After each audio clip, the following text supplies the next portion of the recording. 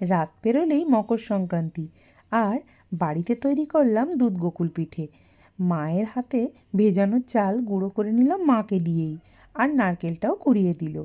আর সেই নারকেলের মধ্যে বাবার পাঠানো নলেন গুড় দিয়ে তৈরি করে নিলাম ভেতরের পুরটা। আর সেই ভেতরের পুরে যদি দেওয়া যায় একটু গুঁড়ো দুধ তো কেমন হয়, টেস্ট কিন্তু বেড়ে দ্বিগুণ হয়ে যায়। তো তারপরে সেই পুরগুলোকে হাতে করে ছোট ছোট পিঠের আকার দিয়ে রেখে দিলাম। আর অন্য একটি পাত্রে বসিয়ে দিলাম 1 প্যাকেট লিকুইড দুধ, সেটা ভালো করে ফুটিয়ে নেব। আর অন্য একটি পাত্রে আমি ময়দা একটু ঘন করে গুলে রাখবো।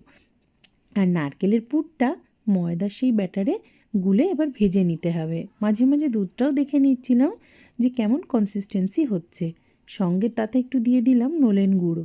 আর অন্যদিকে তেল বসিয়ে ভেজে নিলাম সেই নারকেলের পুরটা ময়দার ব্যাটারে চুবিয়ে। তারপর সেই ফুটন্ত দুধের মধ্যে মিশিয়ে নিলাম একটু তেজপাতা আর গোটা এলাচ। আর সবগুলো নারকেলের পুর ব্যাটারে চুবিয়ে ভেজে নিলাম। তারপরে ফুটন্ত দুধের মধ্যে মিশিয়ে দিলাম, অল্প সময় ফুটিয়ে সেগুলো ঢেকে রাখলাম। তো কেমন হয়েছে নিজেরাও তৈরি করে জানিও। আর হ্যাঁ, শুভ মকর সংক্রান্তি সব্বাইকে।